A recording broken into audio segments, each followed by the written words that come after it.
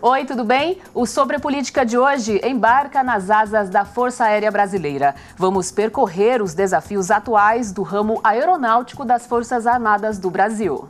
Com reportagens especiais sobre o trabalho da FAB em São José dos Campos, além dos impactos sociais e econômicos da atuação do CTA, o Centro Técnico de Aeronáutica, e do ITA, o Instituto Tecnológico de Aeronáutica. Aqui no estúdio, o assunto é a inovação aplicada para manter a soberania do espaço aéreo do país. Vamos entender os impactos da evolução tecnológica na estratégia da defesa aérea e o uso da IA na cibersegurança. Também iremos conhecer o trabalho da FAB nas missões humanitárias e operações de busca e salvamento na cidade. Vem com a gente, o Sobre Política está começando. –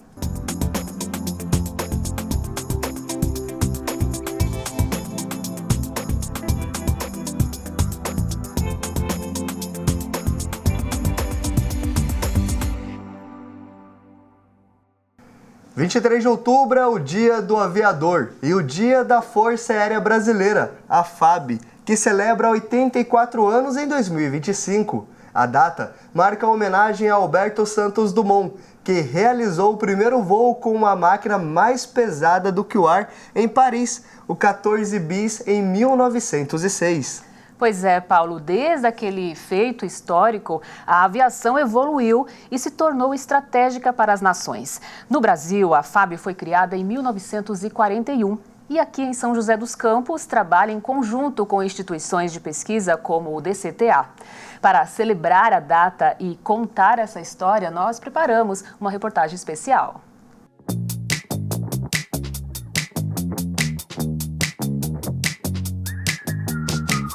Uma das instituições mais importantes do Brasil, a FAB, Força Aérea Brasileira, completa 84 anos de história em 2025. O braço militar da aviação surgiu a partir da criação do Ministério da Aeronáutica, em 1941, pelo então presidente Getúlio Vargas. A nova pasta unificou as aviações naval e militar, e toda a infraestrutura aeronáutica que existia no período. A aviação era uma arma, tanto do Exército quanto da Marinha. Em 1941, já, portanto, durante o período da Segunda Guerra Mundial, o governo brasileiro, na época o presidente era Getúlio Vargas, cria a Força Aérea, unindo essas duas aviações numa instituição única, para dar à instituição uma capacidade operacional que, da forma como vinha sendo constituída, ela não teria. Em 23 de outubro é comemorado o Dia da Força Aérea Brasileira. A data é uma homenagem a Alberto Santos Dumont, pai da aviação e patrono da FAB, que em 23 de outubro de 1906 realizou o primeiro voo da aeronave 14 bis. O nascimento da FAB foi um marco na história do país, que a partir dali atuou até mesmo em missões internacionais.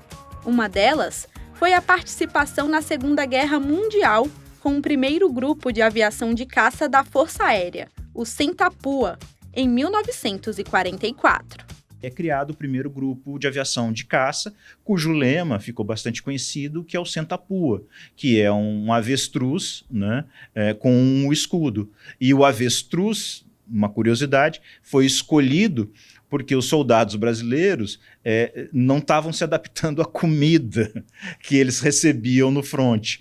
Então eles tinham que comer qualquer coisa, e quem come qualquer coisa é o avestruz. A FAB também colaborou para impulsionar as aviações civil e militar do país, a partir do desenvolvimento de infraestrutura, tecnologias e da criação de escolas de formação. Foi nesse momento que começou a construção do poder aéreo brasileiro. Você tem a criação do Correio Aéreo Nacional, que nasce como Correio Aéreo Militar, com Eduardo Gomes e Casimiro Montenegro envolvidos nisso. Casimiro Montenegro foi o primeiro voo foi comandado pelo Casimiro Montenegro. A participação da Força Aérea foi fundamental para a estruturação dos aeródromos no país, para a criação de bases, o desenvolvimento dos primeiros aeroportos, para estruturar todo o sistema de rotas aéreas no Brasil. Em 1950, sob a liderança do Marechal do Ar Casimiro Montenegro Filho, foram fundados o ITA Instituto Tecnológico de Aeronáutica, e o CTA, Centro Técnico Aeroespacial, atual DCTA, o Departamento de Ciência e Tecnologia Aeroespacial, em São José dos Campos. O Brasil, em 1950, sentiu falta do Brasil suprir essa parte tecnológica e foi criado, na época, o CTA, aqui em São José dos Campos. E junto com ele foi criado o nosso ITA, né, nossa universidade. E nós tínhamos falta, né, de engenheiros aeronáuticos na época, então o ITA veio para suprir essa parte, um Instituto de Excelência, veio para suprir essa parte, falta de engenheiro. E a Força Aérea investindo para quê? Para a gente ter pesquisa e desenvolvimento. Em 54, já foi criado o Instituto de Pesquisa e Desenvolvimento, focado na parte aeronáutica. O desenvolvimento tecnológico foi, e ainda é, muito importante para a soberania nacional. E o DCTA teve importante papel em fortalecer a FAB e o setor da aviação no Brasil. O Centro de Pesquisa foi responsável por diversos avanços, como a criação do primeiro avião brasileiro em 1968, o Bandeirante. No ano seguinte, a Embraer seria criada para fabricar a aeronave em série. Em 65 começou realmente o trabalho de produção, de criação. Em 68 ele começou a voar. E aí a ideia de sempre a gente fazer a pesquisa, a gente desenvolver, testar e quando der certo passar para a iniciativa privada, foi criada a Embraer em 69. Então, em 69, nós criamos a Embraer para produzir o Bandeirante, né, e com isso a Força Aérea ser suprida de uma aeronave que faltava na época. O sucesso da indústria aeroespacial nacional foi impulsionada pelos investimentos da FAB, e São José dos Campos foi o berço de toda essa tecnologia. Isso fez da cidade a capital da indústria aeroespacial e do avião, títulos que são celebrados no dia 8 de outubro, a partir de uma lei aprovada na Câmara Municipal. Nós temos a FAB aqui em São José dos Campos, com certeza é motivo de comemoração, de conquista.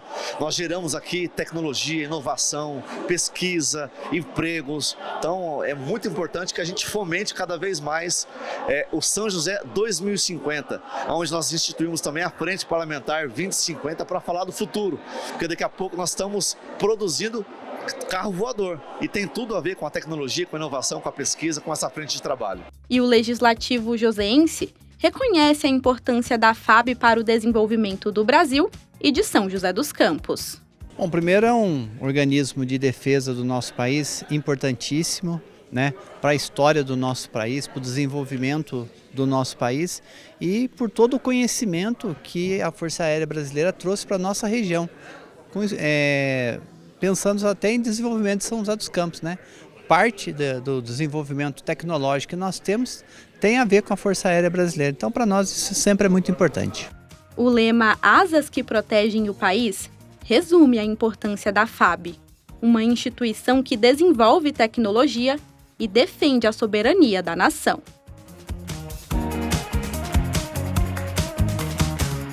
Érica, muito bacana, né? A reportagem mostra como o trabalho da FAB vai muito além do patrulhamento aéreo das nossas fronteiras.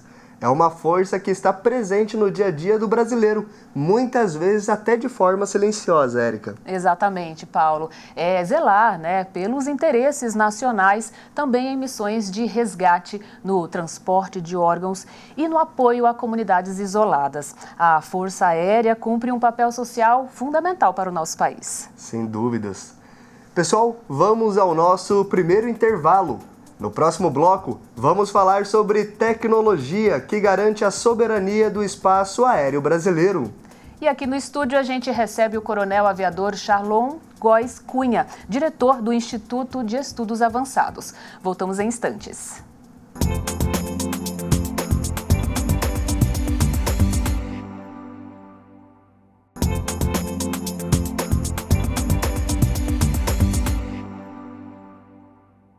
Para manter a soberania do espaço aéreo, a FAB investe em tecnologia de ponta para o desenvolvimento de sistemas de IA, gestão de dados e cibersegurança, Paulo. Como será que é este trabalho aqui em São José dos Campos? Bom, para falar sobre isso e muito mais, nós estamos aqui no estúdio com o coronel aviador Charlon Góes Cunha, diretor do Instituto de Estudos Avançados da FAB. Olá, coronel, seja bem-vindo. Olá, tudo bem? Muito obrigado aí por essa oportunidade, né? Mostrar um pouquinho o que a Força Aérea faz, o Departamento de Ciência e Tecnologia Aeroespacial e o Instituto de Estudos Avançados, né? Sediado aqui nessa cidade maravilhosa, São José dos Campos. Muito bem. Coronel, para a gente começar aqui a nossa conversa, qual é o papel do IAV para o desenvolvimento, né, da pesquisa e da ciência aeroespacial aqui na cidade? Eu falo muito que assim, o Instituto de Estudos Avançados, né, ele tem uma tarefa árdua, né? É transformar aquele sonho do pesquisador inicial, né, da pesquisa inicial, em realidade. Então hoje nós conseguimos materializar, né, todo aquele sonho de quem está na universidade, aquelas teses de mestrados, doutorados, de desenvolvimento científico, né, e trazer aquilo para a realidade. Lógico que a gente volta, né, sempre para as tecnologias, né, de maior interesse do Brasil, né, principalmente tecnologias críticas que nós temos, né, fins que a gente consiga, né, industrializar o nosso país com tecnologias que a gente não consegue importar de fora. Bom, e dentro do Instituto, né, existe uma metodologia para ser aplicada dentro desses estudos? Assim, né, nós utilizamos, né, nós temos uma cadeia, né, uma metodologia utilizada internacionalmente para você medir o desenvolvimento tecnológico. A gente chama de Threshold Readiness Level, né, o TRL, conhecido internacionalmente, uma escala criada pela NASA na década de 60, absorvida já pelo Brasil, né, uma norma ISO nossa, e ela basicamente ela diz o seguinte, é uma escala de 0 a 9, onde do 0, né, até o 2 é desenvolvido nas universidades, pesquisa básica, pesquisa inicial, né, do 3 até o 5/6 ali, nós temos uma pesquisa básica, uma pesquisa aplicada, a gente já consegue transformar em realidade, né, aquele cálculo feito realmente somente num papel ou numa planilha, né, e a gente consegue transportar isso para um demonstrador de conceito, para um protótipo, e essa é a missão do IAV, né, trabalhar nessa parte de pesquisa básica e aplicada. Né, e quando a gente vai para os níveis mais altos, TRL 7, 8, 9, nós estamos falando já no processo de industrialização. É o momento que a gente faz a transferência dessa tecnologia desenvolvida nos institutos, né, de CT, como o IAV, e a gente consegue transportar isso para a empresa, que ela possa nacionalizar e desenvolver tudo isso aqui no Brasil. Então essa é a missão do nosso instituto, né, realizar pesquisa básica aplicada, né, focando no desenvolvimento tecnológico do Brasil e da Força Aérea.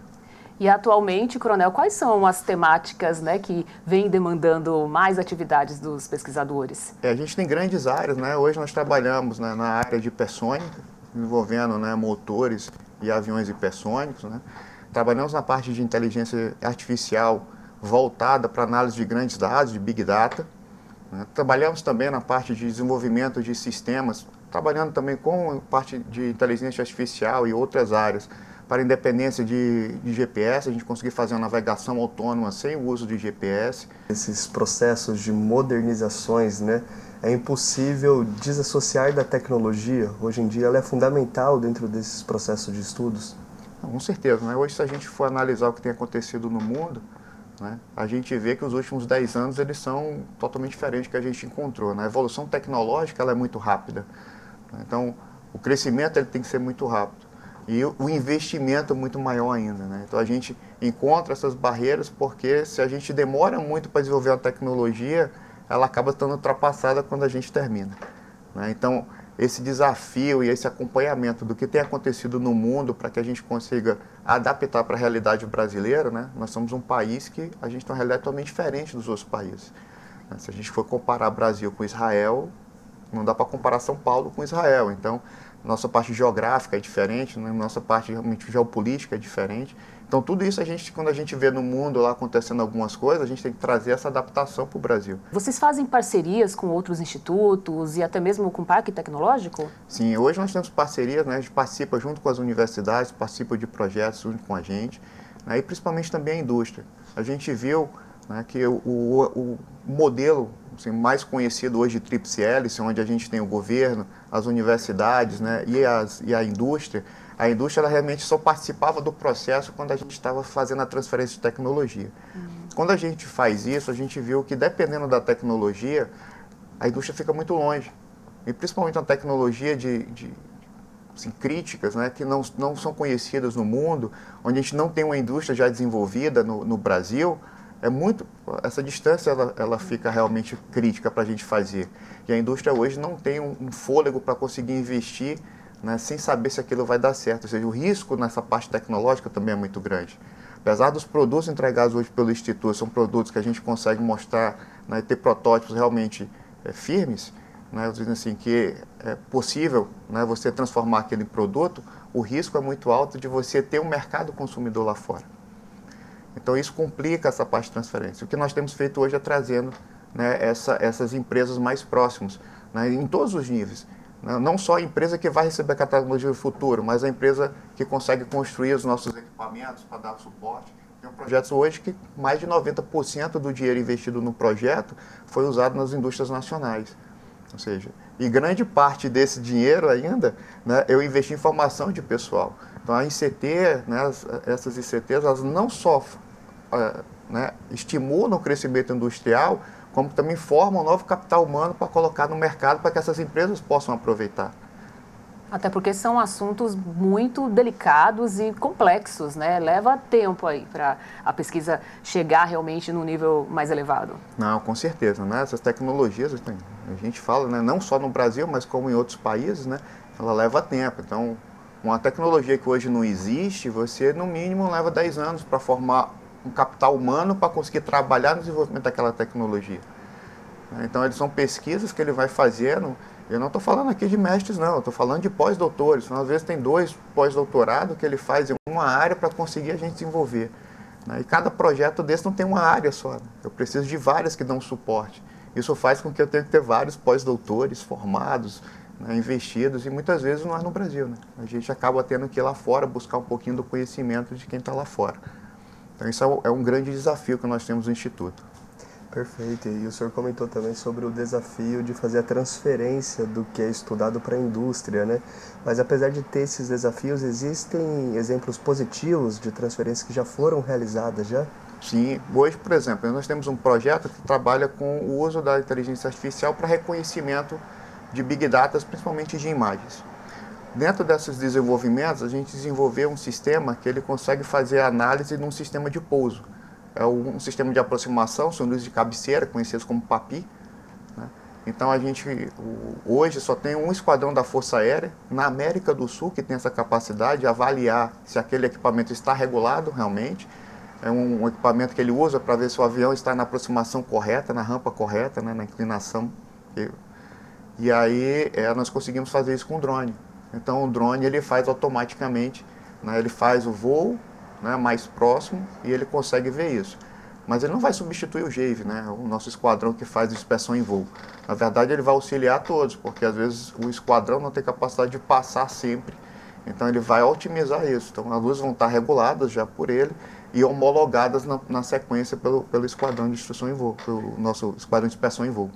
Coronel, hoje são quantas pessoas, quantos pesquisadores envolvidos, e como que está a questão de gênero também? Tem mais mulheres participando nesses últimos anos? Hoje nós temos aí basicamente, né, somos, assim, o Instituto como um todo, temos 200 pessoas, né, são 100 servidores civis, né, a grande maioria mestres e doutores, e 100 militares, né, isso contando com a nossa parte administrativa, que dá todo o suporte, com a parte técnica, né. E na parte feminina, realmente, nós temos aumentado o nosso número, né, cerca de 35% a 40% hoje já dos pesquisadores nós temos aí com mulheres, né, participando desse desenvolvimento tecnológico.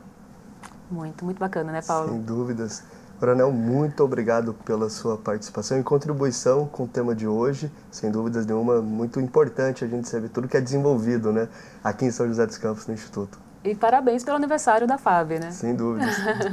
Muito obrigado a vocês aí pela oportunidade, tá?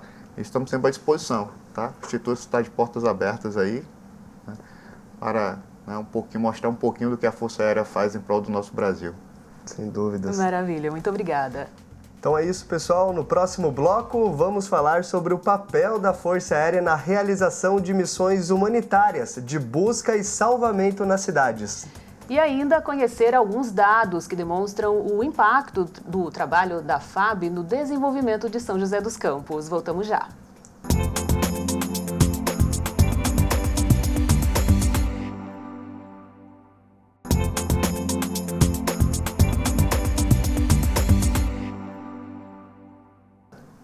De volta com Sobre Política, vamos conhecer, Paulo, alguns dados que demonstram o impacto da Força Aérea no desenvolvimento de São José dos Campos. Você sabia que a cadeia aeronáutica gera metade do emprego industrial formal na cidade, Paulo? Pois é, Érica, de acordo com o CAGED, em 2024 foram gerados 1.162 postos de trabalho formais na indústria local, sendo 561 ligados diretamente à fabricação de aeronaves e atividades correlatas. Olha, somente a Embraer, que é uma das maiores fabricantes aeroespaciais do mundo, conta atualmente com cerca de 11 mil colaboradores aqui em São José. O segmento responde por cerca de 95% da cadeia produtiva aeroespacial e de defesa no Brasil.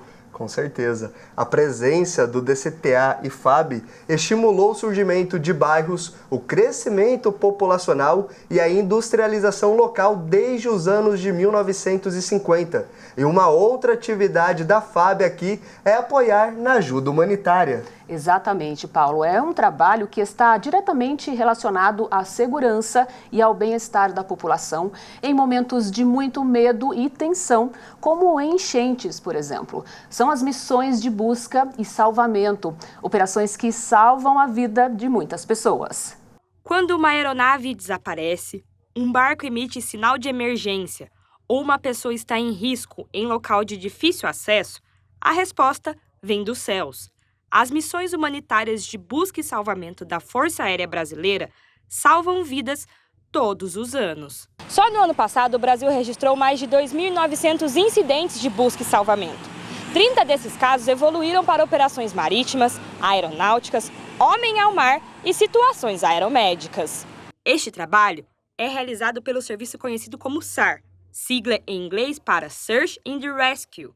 Criado em 1950, esse grupo é especializado em missões de busca, salvamento e operações especiais, cobrindo uma área de mais de 22 milhões de quilômetros quadrados, incluindo mar e selva. O SAR é o serviço de busca e salvamento que o Brasil presta por ser um signatário da Convenção de Chicago. Então, o Brasil, como um signatário dessa convenção, ele tem responsabilidades em atuar na busca e salvamento de toda e qualquer embarcação e aeronave que esteja com pessoas a bordo em perigo. Com um imenso território, o Brasil enfrenta desafios únicos. Cada missão exige precisão, preparo técnico e treinamento constante, além de uma ação coordenada, principalmente quando vidas estão em risco em áreas remotas ou de difícil acesso. A gente pode dizer que, além da extensão territorial, o Brasil, como um país de grande território, de vasto território, de parâmetros continentais, a gente tem a biodiversidade. Então, a gente tem relevos, a gente tem a parte da floresta amazônica, que é um desafio muito grande para a busca e salvamento, e a gente cobre também uma vasta extensão da parte da região do Oceano Atlântico. Isso também é um grande desafio para a gente. Recebendo essa informação de emergência, a gente vai checar a veracidade, e aí, a partir da comprovação dessa veracidade, a gente aciona os meios para ocorrer o salvamento. 2 grandes casos marcaram a história das operações do SAR no Brasil.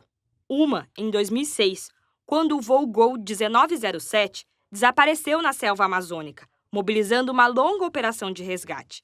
E outra, 3 anos depois, em 2009, no voo Air France 447, que caiu no Atlântico em uma das mais complexas operações internacionais envolvendo a FAB, a Marinha do Brasil e as forças francesas. Os 2 ambientes, tanto o ambiente de selva quanto o ambiente marítimo, ele requer uma logística muito grande. Então, a dificuldade de chegar até o local, né, e também a gente pode agregar a dificuldade em encontrar o objeto da busca. O avião, quando ele cai na floresta amazônica, é como se a floresta ela engolisse o avião. E no mar não é diferente. O objeto da busca ele fica movimentando de acordo com a correnteza e com a deriva. Então, isso também é um grande desafio. Por trás das ações no campo está o suporte fundamental da ciência e da inovação. O Instituto de Aeronáutica e Espaço, o DCTA em São José dos Campos, lidera o desenvolvimento de tecnologias de rastreamento, comunicação e navegação que fortalecem a atuação da Força Aérea Brasileira nas missões de busca e salvamento. Entre outros projetos que são de interesse do Comando da Aeronáutica, nós estamos acompanhando as soluções, a evolução da busca por aeronaves remotamente pilotadas, ou os drones, né, no jargão comum, e há outras pesquisas aqui no DCTA, especificamente no ITA, de tecnologias que poderão ser empregadas, poderão ser configuradas em futuros drones, em que permitam que eles se juntem a voos de aeronaves com softwares capazes de fazerem busca em grandes áreas ao mesmo tempo, porque numa operação de busca, às vezes o tempo ele é fundamental para podermos aí chegar ao apoio daqueles que estão precisando. Em 2024, 21 pessoas foram resgatadas com vida em operações realizadas pela FAB. A atuação em missões de busca e salvamento é reconhecida pelos resultados e pelo impacto estratégico para o Brasil. Em São José dos Campos, a Câmara Municipal celebra o aniversário da Força Aérea e ressalta a importância dessa atuação que salva vidas. Para todo o Brasil, a FAB é muito importante, tanto para a defesa do nosso país, das fronteiras, mas também para as ações humanitárias, né, que é uma coisa que eles fazem muito bem e ajuda muito. E traz, claro, o nome da cidade de São José dos Campos, que tem essa atuação da FAB aqui. O reconhecimento ao trabalho da Força Aérea também vem do apoio da sociedade e do poder público. Para o vereador Cláudio Apolinário, valorizar essas missões é essencial para ampliar a visibilidade e fortalecer as ações humanitárias da FAB em todo o território nacional. Uma força muito importante para a cidade e que traz para a cidade uma grande responsabilidade. Eu creio que uma das formas de a gente honrar a Força Aérea Brasileira é, obviamente, honrando seus comandantes. Então, nós temos títulos, honrarias que são dadas pela Casa e que certamente podem ser propostas pelos vereadores, tanto em conjunto quanto separado, ou seja, autoria e coautoria, para que a gente possa demonstrar a nossa valorização com relação à Força Aérea Brasileira. Seja em terra, no mar ou nos céus, a Força Aérea Brasileira segue na missão de proteger, servir e salvar. Com preparo e dedicação, a instituição renova todos os dias o compromisso com a vida e com o povo brasileiro. Força Aérea Brasileira, ao Estado brasileiro, à nossa sociedade, passar a mensagem que podem sempre contar conosco, porque a Força Aérea Brasileira é dos brasileiros, sempre presente. E essa é aquilo que nos move, que nos motiva a cada dia de estar aqui pronto para servir o Estado brasileiro e a sociedade. Érica, realmente a gente vê como a FAB é essencial não só na defesa do país, mas também na proteção de vidas, seja no resgate de vítimas em terra ou no mar, em áreas de difícil acesso ou até mesmo no transporte de ajuda humanitária, Érica. Verdade, Paulo. Essas missões mostram o compromisso da FAB com a sociedade. Além de manter a soberania, a força está presente aí em muitos momentos críticos, apoiando com tecnologia, equipe especializada e solidariedade. Com certeza, trabalho muito importante. Pessoal, o Sobre Política fica por aqui. Para rever este programa na íntegra, é só acessar o nosso canal youtube.com/tvcâmerasjc. E você pode participar nas nossas redes sociais. Tem ainda o nosso canal aberto, 12.3, além do canal 7 da NET e o canal 9 da Vivo. Até mais!